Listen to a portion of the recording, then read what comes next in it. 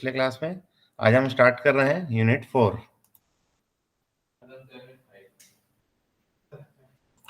ठीक है, unit 3 is finish, unit 4 हम लोग आज स्टार्ट कर रहे हैं।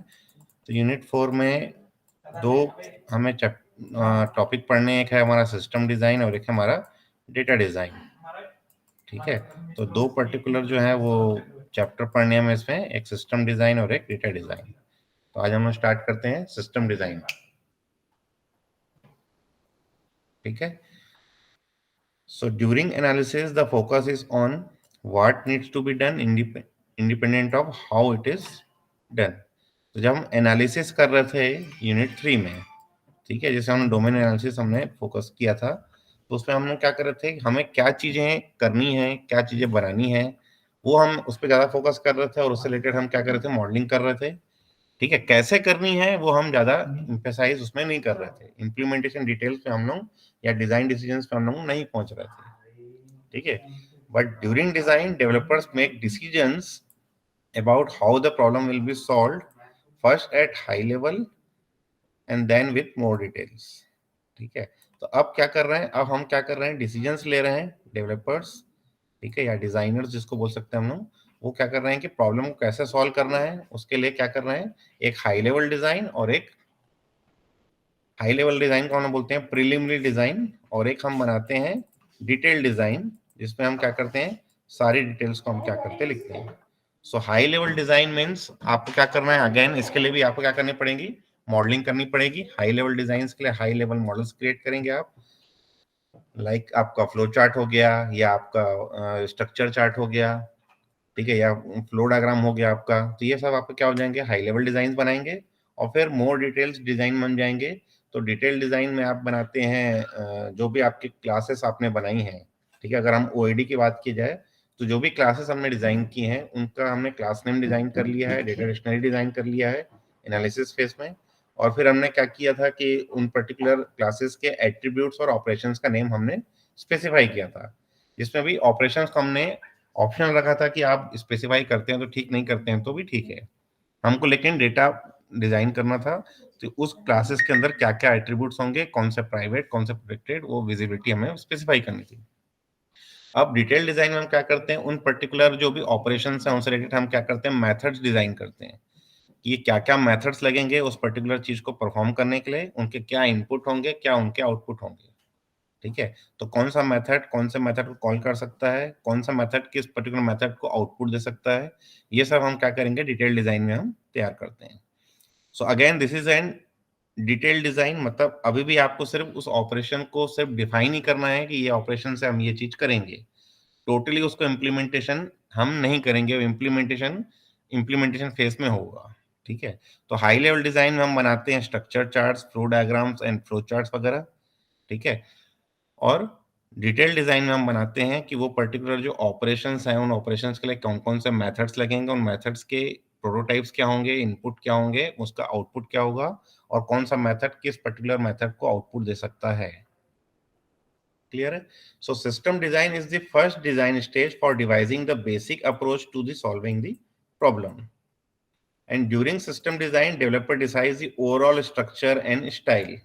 ठीक है, तो अब डेवलपर डिसाइड करते हैं कि मेरे उस पर्टिकुलर जो भी क्लासेस मैंने डिजाइन की उसका ओवरऑल स्ट्रक्चर क्या है, मतलब उस पर्टिकुलर क्लासेस के क्या क्या एट्रीब्यूट्स हैं और क्या क्या उसके मेथड्स होंगे।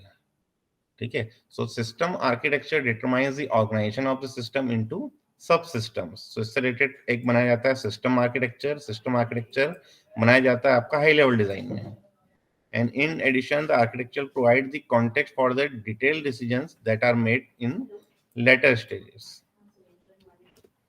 so you can make the following decisions। अब सिस्टम डिजाइन में हमें कौन कौन से डिसीजंस लेने पड़ सकते हैं, तो पहला आता है आपका estimating system performance, second make a reuse plan, third one is organize the system into सब systems, fourth one is identify concurrency inherent in the problem, fifth one is allocate subsystems to hardware, sixth is manage data stores, seventh is handle global resources, eighth one is choose a software control strategy, ninth one is handle boundary conditions, 10th one is set trade-off priorities, and 11th one is select an architectural style।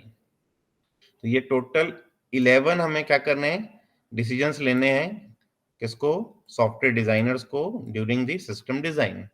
ठीक है, अब ये 11 को हमें क्या करना है, एक एक करके डिटेल में पढ़ना है कि इसके अंदर हमें क्या क्या चीजें करनी है। सो फर्स्ट स्टार्ट करते हैं estimating performance. So early in the planning for a new system you should prepare a rough performance estimate. तो एक परफॉर्मेंस एस्टिमेट का एक आप क्या करते हैं, रफ प्लान बनाते हैं कि क्या क्या परफॉर्मेंस क्राइटेरिया मेरे सॉफ्टवेयर में होने चाहिए। ठीक है, so engineers call this as back of a envelope calculation. ठीक है, मतलब back of the envelope calculation मतलब अब मुझे क्या क्या चीजें पहले से सोच के चलनी पड़ेगी कि ये चीजें मेरे इस पर्टिकुलर जो भी सॉफ्टवेयर हम बना रहे हैं, जो भी प्रॉब्लम को हम सॉल्व कर रहे हैं, तो उसमें ये चीजें तो होनी ही चाहिए। ठीक है, तो इसके लिए कुछ परफॉर्मेंस क्राइटेरिया आप खुद से क्या करते हैं, लगाते हैं कि ये पर्टिकुलर मिनिमम हार्डवेयर रिक्वायरमेंट्स मेरी होनी चाहिए जिसमें ये चीजें मेरे इस स्पीड से चल सकें। ठीक है, तो एक तो स्पीड आ जाती है, एक होती है नंबर ऑफ यूजर्स हो सकते हैं कि कितने number of maximum concurrent users को मैं एक्सेप्ट कर सकता हूँ अपने सॉफ्टवेयर में। तो ये सब चीजें जो परफॉर्मेंस क्राइटेरिया ये हमें क्या करना है, एस्टिमेट करना पड़ता है। तो the purpose is not to achieve high accuracy but merely to determine if the system is feasible और नॉट। ठीक है, तो इसका जो मेन पर्पस है कि वो जो चीजें हम जो सोच रहे हैं वो फिजिबल है कि नहीं है। कल को हम ऐसा परफॉर्मेंस क्राइटेरिया हम क्या करें, सेट कर दें कि जो हमें फिजिबल ही ना हो। ठीक है, तो उसको क्या करना है, पहले से हमें एस्टिमेट करना पड़ेगा कि ये चीजें क्या चीजें हमें करनी है और क्या चीजें मुझे उसमें परफॉर्मेंस क्राइटेरिया से हटानी है। So getting within a factor of 2 is usually sufficient, although what you can achieve depends on the problem. तो the calculation should be fast and involve common sense. तो ये जल्दी करना पड़ता है आपको डिसीजन कि क्या क्या परफॉर्मेंस क्राइटेरिया में होना चाहिए, और इसके लिए आपको एक कॉमन सेंस भी होना चाहिए। कॉमन सेंस मतलब जो प्रॉब्लम स्टेटमेंट आपको मिला है उस पर्टिकुलर प्रॉब्लम स्टेटमेंट में मुझे क्या क्या परफॉर्मेंस क्राइटेरिया लगाने पड़ेंगे, वो हमें एक कॉमन सेंस से आपको निकालनी पड़ेगी, या तो आपको पास्ट एक्सपीरियंस से निकालना पड़ेगा। ठीक है, तो पास्ट एक्सपीरियंस मतलब जो प्रोजेक्ट आपने पहले से किए हैं उसमें कुछ कुछ क्राइटेरियाज आए थे, या कुछ पर्टिकुलर जो प्रोजेक्ट आप बना रहे हैं या जो प्रॉब्लम्स आप सॉल्व कर रहे हैं उससे रिलेटेड अगर किसी और ने सॉल्यूशन प्रोवाइड किया हुआ है, तो उसको सोच के उससे कॉमन सेंस लेके हम भी उसके लिए भी हम क्या कर सकते हैं, कुछ परफॉर्मेंस क्राइटेरिया ले सकते हैं कि उन्होंने अगर ये परफॉर्मेंस क्राइटेरिया दिया है तो हम उससे और क्या अच्छा कर सकते हैं। So you will have to make simplifying assumptions and don't worry about details. Just appropriate, estimate and guess if necessary. ठीक है, तो डिटेल में हमें नहीं करना है, सिर्फ अप्रोप्रिएट एस्टिमेट हमें क्या करना है, निकालना है जो हम गैस कर सकते हैं, और उसको हमें क्या करना है, लिखना है। एकदम डिटेल में भी हमें क्या करना है, नहीं करना है। सब एग्जांपल हम देखते हैं, हमारे एटीएम एग्जांपल का अगर हम देखें कि परफॉर्मेंस क्राइटेरिया क्या क्या होना चाहिए। So suppose we are planning an ATM network for a bank, we might proceed as follows. First one is the bank has 40 branches. Suppose there are an equal number of terminals in supermarkets and other stores. ठीक है, तो मतलब equal number of terminals हैं इन सारे के सारे branches में। And suppose on a busy day half the terminals are busy at once. So we could assume all of the terminals are busy without changing the results much. The point is to establish reasonable performance limits. ठीक है, तो अब हमने क्या किया है इसमें कि हम सोच रहे हैं कि हाफ ऑफ द टर्मिनल्स आपके बिजी हो सकते हैं एट ए टाइम। ये हमने एक प्रपोज मतलब सपोज किया हुआ है, ऑल्दो सारे के सारे भी एक साथ जो हैं वो बिजी हो सकते हैं। तो हम क्या करते हैं, हम लेते हैं एवरेज केस जिसमें हम क्या कर रहे हैं कि हाफ तो आपका बिजी होगा ही होगा। So suppose that each customer takes 1 minute to perform a session. तो एक पर्टिकुलर सेशन या एक पर्टिकुलर ट्रांजेक्शन परफॉर्म करने के लिए उसको 1 मिनट लगता है। And that most transaction involve single deposit और विड्रॉल, या तो वो डिपॉजिट करने आया होगा या तो विड्रॉल करने आया होगा during the transaction. So we estimate a peak requirement of about 40 transactions a minute. तो एक परफॉर्मेंस क्राइटेरिया आपने डिफाइन कर दिया कि 40 ट्रांजेक्शंस आपका जो है 1 मिनट में होने चाहिए, ये मेरी पीक रिक्वायरमेंट है। और अबाउट 1 पर सेकेंड। ठीक है, या तो 1 मिनट में 40 होना चाहिए, या तो 1 मिनट 1 सेकेंड में एक ट्रांजेक्शन मेरा होना चाहिए। ये हमने क्या किया है, एक परफॉर्मेंस क्राइटेरिया हमने डिफाइन किया। So this may not be precise, but it shows that we do not unusually fast computer hardware. ठीक है, तो एक प्रिसाइसली एक ऐसी आपको रहना पड़ेगा कि कुछ ज्यादा ही फास्ट आप ना करें, आपको ऐसा करना है जो फिजिबल हो सके। ठीक है, अगर आप ज्यादा हार्डवेयर लगा रहे हो तो उसमें अननेसरी कॉस्ट भी आपका जो है वो इंक्रीज होगा। तो आप ऐसा परफॉर्मेंस क्राइटेरिया रखाएंगे जो फिजिबल है और जिसको अचीव किया जा सके with in your cast estimate. So the situation would be much different if we are estimating for an online bookseller or stockbroker, in which case the computer hardware would become a big issue. So you can perform similar estimates for data storage. So count the number of customers, estimate the amount of data for each one and multiply. So data storage के लिए भी आप ऐसे similar आप क्या कर सकते हैं, एस्टिमेट लगा सकते हैं। तो इसके लिए आपको क्या करना पड़ेगा, आपको कस्टमर्स काउंट करने पड़ेंगे, उनके एस्टिमेट करने पड़ेंगे कितने अमाउंट ऑफ डेटा एक पर्टिकुलर कस्टमर ले रहा है, उसको फिर आपको क्या करना पड़ेगा, मल्टीप्लाई करना पड़ेगा कि इतना डेटा स्टोरेज मुझे चाहिए। So in the case of bank the requirements for data storage are more severe than ATM computing power, but they are hardly enormous. So again, the situation would be difficult or different for a satellite-based ground imaging system in which both data storage and access bandwidth would be key architectural issues. तो अगर हम ATM की बात करें तो ATM में तो हमारे हमने ये डेटा स्टोरेज की रिक्वायरमेंट ज़्यादा नहीं है, लेकिन अगर हम सैटेलाइट बेस्ड इमेजिंग सिस्टम अगर हम बनाएं तो उसके लिए हमें डेटा स्टोरेज का भी लगेगा और एक्सेस बैंडविड्थ का भी हमें क्या करेगा, परफॉर्मेंस रिक्वायरमेंट मुझे अचीव करना पड़ेगा, तभी वो सिस्टम मेरा एडिक्वेटली परफॉर्म कर पाएगा। सेकंड में आ जाते हैं, second is making a reuse plan. So reuse मतलब आप क्या कर रहे हैं, कुछ पर्टिकुलर कंपोनेंट्स को आप रीयूज करना चाहते हैं फ्रॉम योर प्रीवियस प्रोजेक्ट्स और from your libraries. So reuse is often cited as advantage of object oriented technology, but reuse does not happen automatically. ठीक है, तो हम रीयूज करना चाहते हैं लेकिन रीयूज हमेशा ऑटोमेटिकली नहीं होता है, उसके लिए भी हमें कुछ ना कुछ परफॉर्म करना पड़ता है। So there are two very different aspects of reuse. First one is using existing things, and second is creating reusable new things. ठीक है, तो एग्जिस्टिंग थिंग्स मतलब आपने क्या किया, कुछ कंपोनेंट्स आपने ऑब्जेक्ट ओरिएंटेड में बना के रखे हैं, कुछ क्लासेस आपने बना के रखी हैं और उनको आपने क्या किया, पहले से एक लाइब्रेरी में मेंटेन करके रखा है। ठीक है, अब आपको जो भी नया सिस्टम बनाना है तो आप पहले सर्च कर रहे हैं कि लाइब्रेरी में ऐसी कोई क्लास, ऐसा कोई कंपोनेंट मुझे मिल रहा है जिसको मैं डायरेक्टली उसको रीयूज कर सकूं। तो उसको मैं क्या करूंगा, एग्जिस्टिंग थिंग को मैं यूज कर सकता हूं बाय आइदर डायरेक्टली इंपोर्टिंग और डायरेक्टली बाय एक्सटेंडिंग।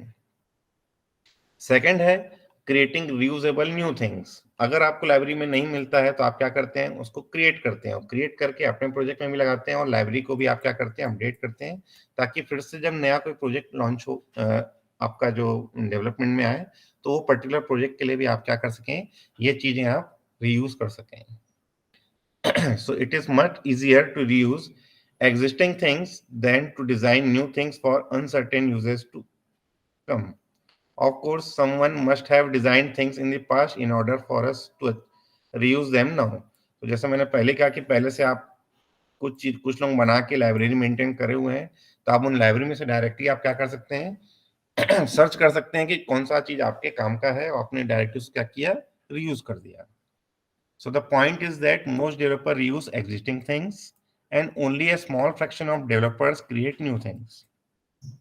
तो मोस्ट ऑफ द टाइम में क्या होता है कि डेवलपर हमेशा सर्च ही करता है कि लाइब्रेरी मुझे ऐसी कौन सी चीज है जो मैं डायरेक्टली उसको यूज कर सकता हूँ, अगर कोई मुझे पर्टिकुलर चीज परफॉर्म करनी है तो उसके लिए कौन सी अगर क्लासेस पहले से बनी हुई हैं तो उनको डायरेक्टली हम क्या करेंगे, यूज करेंगे, और अगर नहीं मिल रही है तो ही हम क्या करेंगे, उसको हम क्रिएट करेंगे। ठीक है, तो स्मॉल फ्रैक्शन ऑफ डेवलपर्स ही होंगे जो नई थिंग्स क्रिएट करेंगे। मोस्ट ऑफ द टाइम तो आप लाइब्रेरी से ही आप लेके उन क्लासेस को रीयूज करेंगे।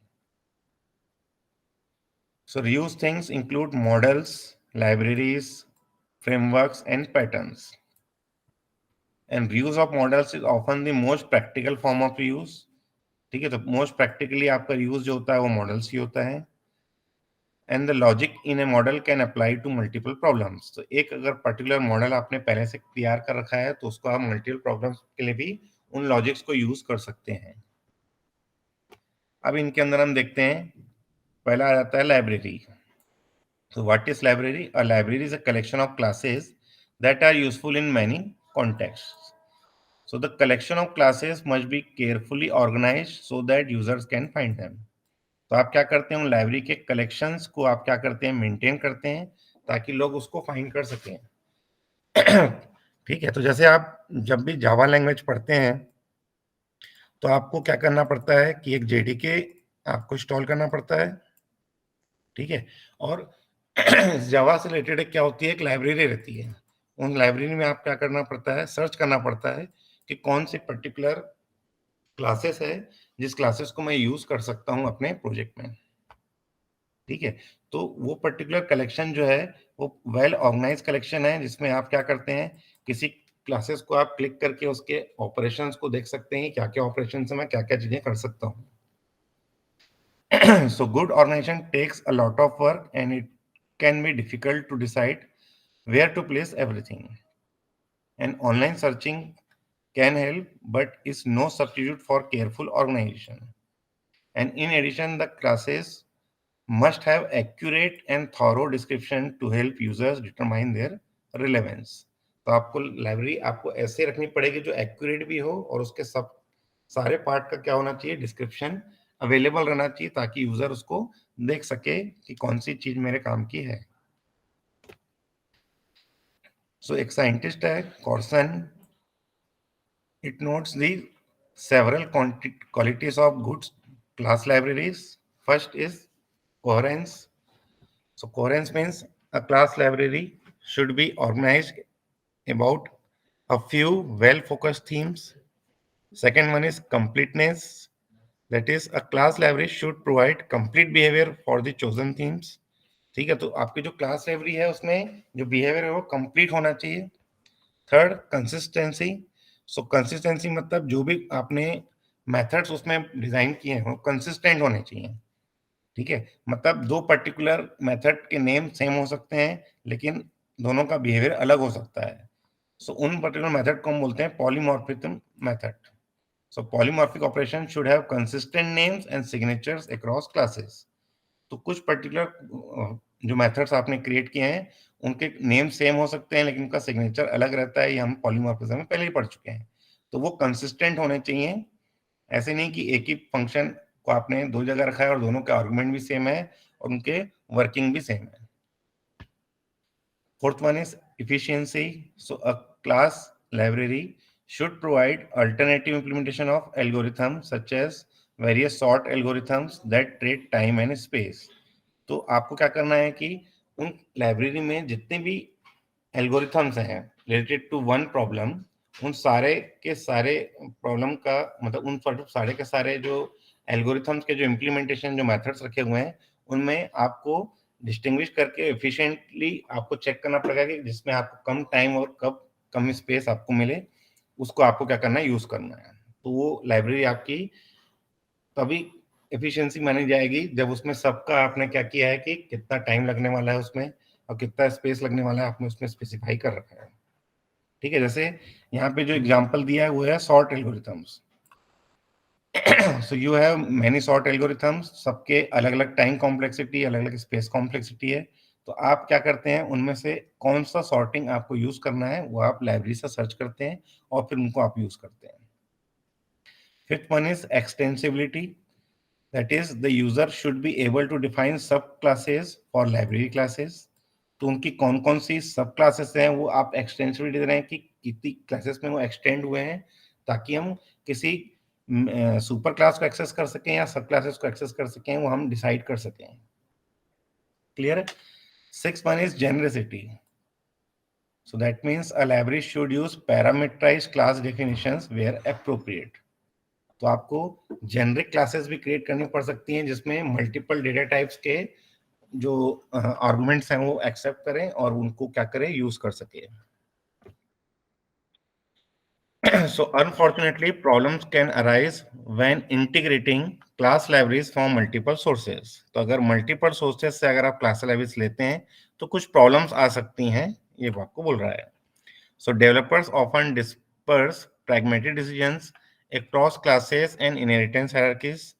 तो डेवलपर्स क्या करते हैं, डिस्पर्स करते हैं कि मैं कौन से क्लास को यूज करूं और कौन सी क्लास हायरार्की को मैं क्या करूं, मैं यूज कर सकूं. So class service may adopt policies that are individually sensible but fundamentally incompatible with those of other class libraries. So other अलग अलग आप क्लास लाइब्रेरीज यूज कर सकते हैं, तो उनके जो कंपेटिबिलिटी है वो हो सकता है कि ना हो, तो कुछ प्रॉब्लम्स आ सकती हैं. So you cannot fix some pragmatic inconsistency by specifying a class or adding code. तो इसको आप खुद से नहीं कर सकते, आप अलग से कोई क्लास बना के आप नहीं कर सकते कि उनके बीच में हम कोई क्लास डाल दें या कुछ एक्स्ट्रा कोड डाल दें तो उनके हम इनकंसिस्टेंसी को हम रिजॉल्व कर सकें. So instead you break encapsulation and rework the source code. तो आप क्या करते हैं उस केस में, इनकैप्सुलेशन को ब्रेक करते हैं और रीवर्क करते हैं अपने सोर्स कोड को, मतलब उन पर्टिकुलर चीजों के लिए आप क्या करते हैं, फिर से आप अपनी क्लासेस क्रिएट करते हैं. और अगर आपने वो अच्छे से बना लिया है तो उसको फिर आप क्या करते हैं, लाइब्रेरी में अपडेट कर देते हैं. So these problems are so severe that they will effectively limit your ability to reuse code from class libraries. तो ये प्रॉब्लम्स जो आते हैं वो इतने सीवियर होते हैं कि आपके जो रिवर्क ऑफ जो कोड है वो आपका जो है वो लिमिट कर देते हैं कि किस चीज को आप रीयूज कर सकते हो, किसको आप रीयूज नहीं कर सकते हो. अब इन प्रॉब्लम में देखें तो पहला प्रॉब्लम आता है argument validation. So that is an application may validate arguments as a collection or individually as entered. ठीक है, तो एप्लीकेशन में जो आर्गुमेंट आप जो अपने फंक्शंस में आप जो आर्गुमेंट्स आप पास कर रहे हैं उनको आप जो वैलिडेट कर रहे हैं वो एज ए कलेक्शन भी आप वैलिडेट कर सकते हैं और इंडिविजुअली भी आप इंटर करके वैलिडेट कर सकते हैं. So collective validation is appropriate for command interfaces. The user enters all arguments and only then are they checked. मतलब एक एक आर्गुमेंट को आपको डालना पड़ेगा तभी वो क्या होंगे, चेक हो पाएंगे. And in contrast, responsive user interfaces validate each argument or interdependent group of arguments as it entered. So a combination of class libraries, some that validate by collection and others that validate by individual, will lead an awkward user interface. ठीक है, तो कुछ आप validate कर रहे हैं collection से, कुछ आप इंडिविजुअली वैलिडेट कर रहे हैं, तो उसके लिए जो इंटरफेस आप बना पाएंगे तो वो जो है ऑकवर्ड रहेगा, उसमें कुछ ना कुछ प्रॉब्लम्स आ सकती हैं. तो ये हो गया मेरा पहला प्रॉब्लम. सेकंड प्रॉब्लम देखें तो आता है error handling. So class libraries use different error handling techniques. तो डिफरेंट क्लास लाइब्रेरी अलग अलग एरर हैंडलिंग यूज कर सकती हैं. So methods in one library may return error codes to the calling routine while methods in another library may directly deal with errors. ठीक है, तो कुछ ऐसे मेथड्स हो सकते हैं जो एरर कोड्स रिटर्न कर रहे हो और कुछ जो है वो रिटर्न ना करके उसी के अंदर क्या कर रहे हो उसको डील कर सकते हैं. ठीक है, तो ये प्रॉब्लम आ सकती है डिफरेंट क्लास लाइब्रेरीज अगर आप लेते यूज कर रहे हैं. थर्ड प्रॉब्लम आती है control paradigms. That is applications may adopt event driven और प्रोसीजर ड्रिवन कंट्रोल. तो दो टाइप का कंट्रोल डिफाइन किया गया है, एक तो दिया है इवेंट ड्रिवन और एक दिया है आपका प्रोसीजर ड्रिवन कंट्रोल. कौन सा प्रोसीजर मुझे पहले एग्जीक्यूट करना है, उसके बाद उसका आउटपुट कौन से प्रोसीजर को देना है. So with event driven control the user interface invokes application methods. तो एप्लीकेशन मेथड को क्या करता है, वो इवेंट ड्रिवन में इन्वोक करता है. With procedure driven control the application calls user interface methods. ठीक है, तो प्रोसीजर कंट्रोल में यूजर इंटरफेस मेथड्स को कॉल करता है वो, जबकि इसमें वो क्या करता है, एप्लीकेशन इंटरफेस मेथड्स को क्या करता है, कॉल करता है event driven. And it is difficult to combine both kind of user interfaces with in an application. तो दो अलग अलग यूजर इंटरफेस, आप दो अलग अलग यूआई लेते हैं, एक में आप इवेंट ड्रिवन रखते हैं, एक में आप प्रोसीजर रखते हैं, तो दोनों में आपको क्या हो जाएंगे, कंबाइन करने में आपको दिक्कत आ सकती है. Fourth problem is group operations. So group operations are often inefficient and incomplete. For example, an object delete primitive may acquire database logs, make the deletion and then commit the transaction. ठीक है, मतलब group operation मतलब अब आप क्या कर रहे हैं, कंप्लीट एक ट्रांजेक्शन परफॉर्म कर रहे हैं जिसके अंदर आप इंसर्शन डिलीशन अपडेशन कुछ कर रहे हैं. ठीक है, तो उसमें आप क्या कर रहे हैं कि आपको एक लॉक चाहिए. ट्रांजेक्शन आपने स्टार्ट किया, आपको एक लॉक चाहिए, तभी वो ट्रांजेक्शन परफॉर्म कर पाएगा, एप्रोप्रिएट लॉक मिलेगा तभी वो आगे बढ़ पाएगा। तो लॉक लेने के बाद आप वो पूरा ग्रुप ऑफ ऑपरेशंस एक साथ कर रहे हैं, और जब वो सक्सेसफुली हो जा रहा है तो उसको आप क्या कर रहे हैं, कमिट कर दे रहे हैं transactions. So if you want to delete a group of objects as a transaction, the class library must have a group delete function. तो उसके लिए आपको क्या करना होगा, ग्रुप डिलीट फंक्शन होना चाहिए, कि अगर ग्रुप ऑफ ऑब्जेक्ट्स को अगर आपको एक साथ डिलीट करना है तो, अदरवाइज वन बाय वन करके एक एक ट्रांजेक्शन आपको करने पड़ेंगे। Fifth one is garbage collection. So class libraries use different strategies to manage memory allocation and avoid memory leaks. ठीक है, तो अलग अलग क्लास लाइब्रेरीज जो है डिफरेंट स्ट्रेटेजीज बना सकती हैं कि मेमोरी एलोकेट मुझे कैसे करना है, ठीक है, और मेमोरी लीक को मुझे कैसे अवॉइड करना है। सो अ लाइब्रेरी में manage memory for strings by returning a pointer to actual string, returning a copy of the string, or returning a pointer with read-only access. And garbage collection strategies may also differ: mark and sweep, reference counting, or letting the application handle the garbage collection. ठीक है, तो ये अलग अलग strategies हो सकती हैं। ठीक है, एक स्ट्रेटेजी बता दी गई है मार्क एंड स्वीप, कि मार्क कीजिए और उसको आप क्या कीजिए, हटाइए वहां से। दूसरा है आपका रेफरेंस काउंटिंग।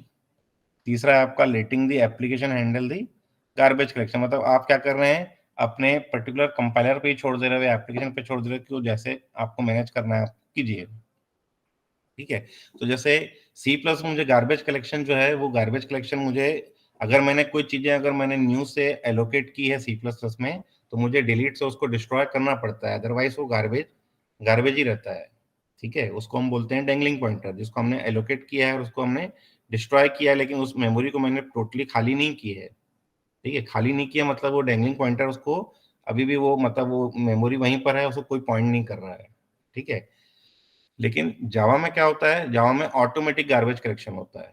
जावा में एक थ्रेड होता है, एक डेमन थ्रेड होता है जो घूमता रहता है और चेक करता है कि कौन सा पर्टिकुलर जो अ, आपका जो मेमोरी है उसको कोई भी पॉइंट नहीं कर रहा है, तो उसको क्या करता है, मार्क करता है और उसको हटा के फ्री पूल में डाल देता है। तो जावा में आपका यूज होता है, वो होता है आपका मार्क एंड स्वीप। वो मार्क करता है कि ये खाली है, इसको कोई भी यूज नहीं कर रहा है, उसको स्वीप करके क्या करता है, हटा के उसको फ्री पूल में डाल देता है, उसका जो रेफरेंस है उसको फ्री पूल में डाल देता है। ठीक है, इसके अलावा भी एक तो गार्बेज स्ट्रेटेजी दी गई है, वो है रेफरेंस काउंटिंग। जो रेफरेंस काउंटिंग मतलब एक काउंट कर रहा है कि इसको कौन रेफर कर रहा है, इसको कौन रेफर कर रहा है, मतलब हर मेमोरी का एक रेफरेंस में डाल के रखा है और उस रेफरेंस को चेक कर रहा है कि कौन कौन से रेफरेंसेस कौन कौन से मेमोरी को क्या कर रहे हैं, अभी रेफर कर रहे हैं, और कौन सा रेफरेंस मेरे एप्लीकेशन में है, कौन सा रेफरेंस मेरे एप्लीकेशन में नहीं है। And last one is your name collisions. तो नेम कोलिजन, जैसे मैंने आपको कहा कि many class names and attribute names same हो सकते हैं, तो आप उस केस में आपको पॉलीमॉर्फिज्म यूज करना है आपके मेथड्स में। So class names, public attributes and public methods lie within a global namespace. So you must hope they do not collide with different class libraries.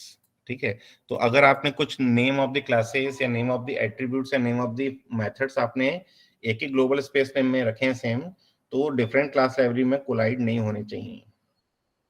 तो इसके लिए आप क्रिएट करते हैं नेम स्पेसेस, जो आपने सी प्लस में पढ़ा था। सी प्लस में आपने यूजिंग नेम स्पेस एसटीडी हम यूज करते थे, तो यूजिंग नेम एसटीडी हम यूज करते थे। हम अपना भी नेम स्पेस क्रिएट कर सकते हैं, नेम स्पेस करके हम अपना एक ग्लोबल नेम स्पेस क्रिएट कर सकते हैं। उसके अंदर हम क्या करते हैं, जो भी नेम क्लैशेस रहते हैं उनको हम क्या करते हैं, जो हमारा ग्लोबल स्पेस रहता है उसको हम क्या करते हैं, डिफरेंट डिफरेंट नेम स्पेसेस में डिवाइड करते हैं।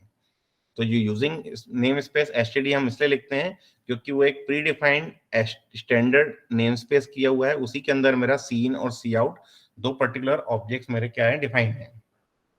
तो अगर मैं सी इन सी आउट को यूज कर रहा हूं तो मुझे यूजिंग नेम स्पेस एसटीडी लिखना पड़ता था। अदरवाइज अगर मैं उसको नहीं लिखता हूं तो मुझे एसटीडी अंडरस्कोर सी इन अंडरस्कोर सी आउट लिखना पड़ता था। ठीक है, तो अगर मैंने यूजिंग नेम स्पेस एसटीडी लिखा है और सीन सी आउट में यूज कर रहा हूं, तो वो एसटीडी नेम स्पेस को ही यूज कर सकता है। ठीक है, और अगर मुझे सीन और सी आउट नाम का वेरिएबल क्रिएट करना है फिर से, मतलब सेम नेम का अगर मैं वेरिएबल क्रिएट करना चाहता हूं, तो मुझे उसको क्या करना पड़ेगा, दूसरे नेम स्पेस में क्रिएट करना पड़ेगा। So most class libraries add a distinguishing prefix to names to reduce the likelihood of collisions. तो जैसे मैंने पहले ही कहा कि हम यूज कर रहे थे std, scope collision operator, cin. तो ये क्या कर रहा है कि हम एक प्रीफिक्स लगा दे रहे हैं कि कौन से नेम स्पेस का मैं ये सीन को यूज कर रहा हूँ। क्लियर है? तो नेम कोलिजन्स भी हमें क्या करना पड़ेंगे, एक प्रॉब्लम आ सकती है क्योंकि different libraries different different prefixes use कर सकते हैं। So this is your making your reuse plan में जो पहला हमने देखा वो देखा था हमने लाइब्रेरी। अब सेकंड देखते हैं इसमें हम फ्रेमवर्क्स। ठीक है, so what is framework? A framework is an skeletal structure of a problem that must be elaborated to build a complete application। ठीक है, तो फ्रेमवर्क हम क्रिएट कर रहे हैं मतलब एक स्ट्रक्चर क्रिएट कर रहे हैं, स्केलेटल स्ट्रक्चर। ठीक है, जिसको हम कंप्लीट एप्लीकेशन में हम क्या करेंगे, एलोबरेट करेंगे। So this elaboration often consist of specializing abstract classes with behaviour specific to an individual application. ठीक है, मतलब अब आपको क्या करना है कि आपको अपनी जो एब्स्ट्रैक्ट क्लासेस हैं उसको स्पेशलाइज करनी है, और उसको आप क्या करेंगे कि इंडिविजुअल एप्लीकेशन में उसके बिहेवियर को आप क्या करेंगे, डिफाइन करेंगे।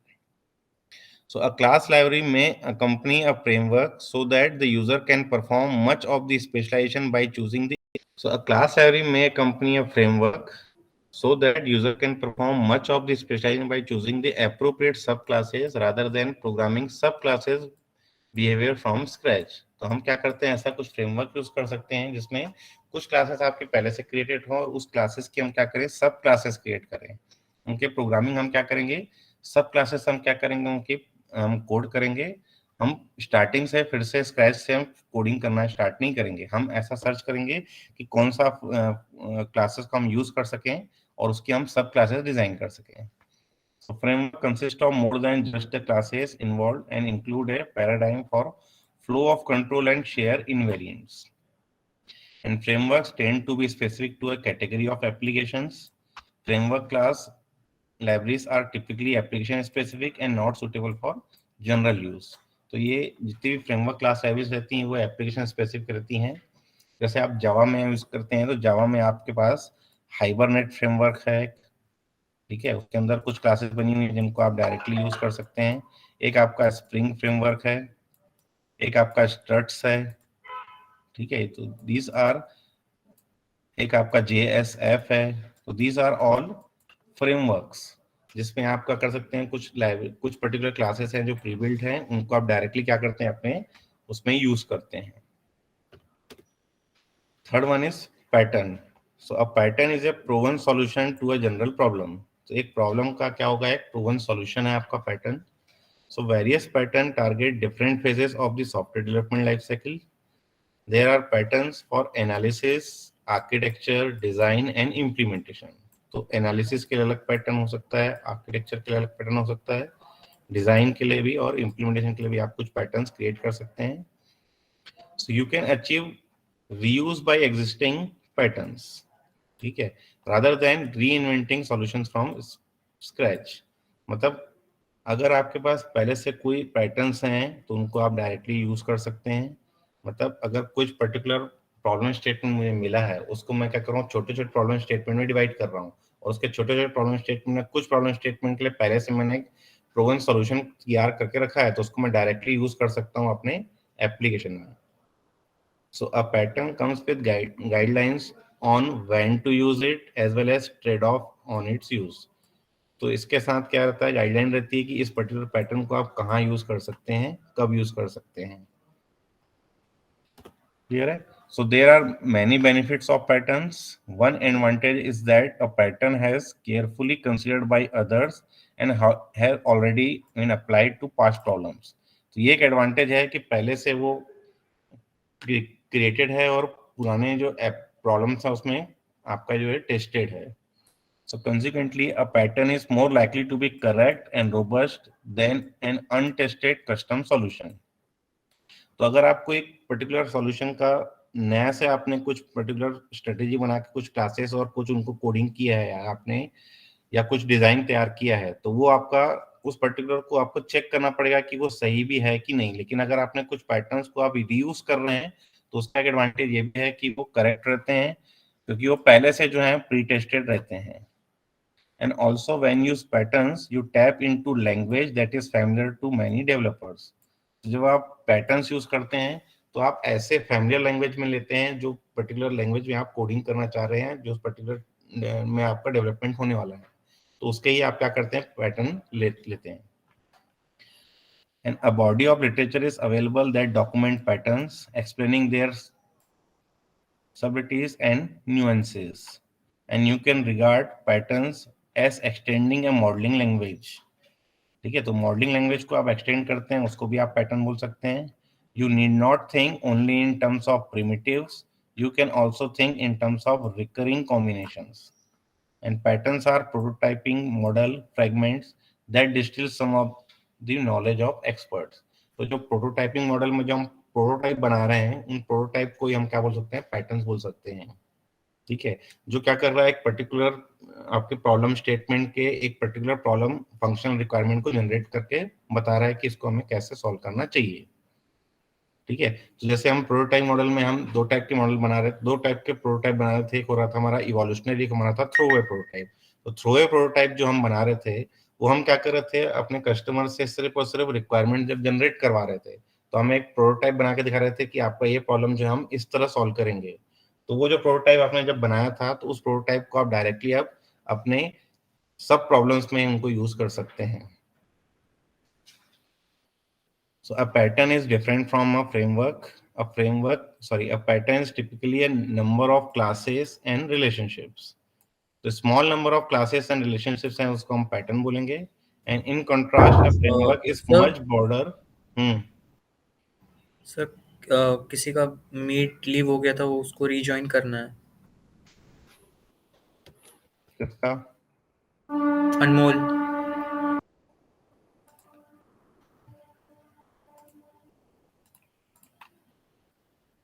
हम्म.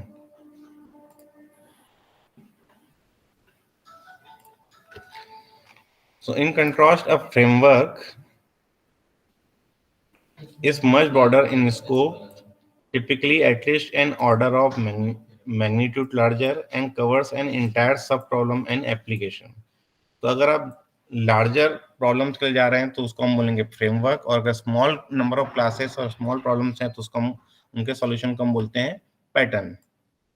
सो एज एन एटीएम एग्जांपल अगर हम देखें, so the notion of transaction offers some possibility of reuse. That is, transactions are a frequent occurrence in computer system, and there is commercial software to support them. So there may be an opportunity for use with communication infrastructure that connects the consortium of ATMs and bank computers. तो ऐसा कुछ आपका जो communication infrastructure हो सकता है कि पहले से आपका बना हो, जिसमें एटीएम और बैंक कंप्यूटर्स को आपको कनेक्ट करने का मीडियम मिल रहा हो, तो उसको आप डायरेक्टली आप क्या कर सकते हैं, रीयूज कर सकते हैं. क्लियर है? So this is your today's lecture, जिसमें हमने दो पॉइंट पढ़े स्टार्टिंग के. पहला पॉइंट हमने पढ़ा था एस्टिमेटिंग परफॉर्मेंस, दूसरा हमने पढ़ा मेकिंग अ रीयूज प्लान. ठीक है, बाकी हम देखेंगे सब्सिक्वेंट पॉइंट्स नेक्स्ट क्लास में. क्लियर है? तो यहाँ तक